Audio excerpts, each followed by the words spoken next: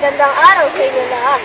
Ako si Pio Antonio Garcia, SPG Auditor, na iniimbitahan kayo upang lumaki sa Brigada Eskwela ngayong Mayo. Kaya ano pong hinihintay nyo? Makilaw na sa Brigada Eskwela. Maraming salamat po.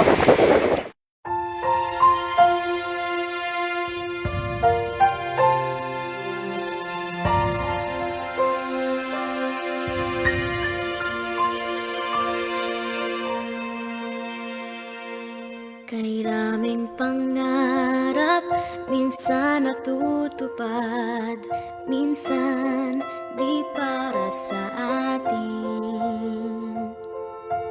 Sa mga pagkakataong ito, ako'y nagpapasalamat pa rin sa pagsikat ng araw,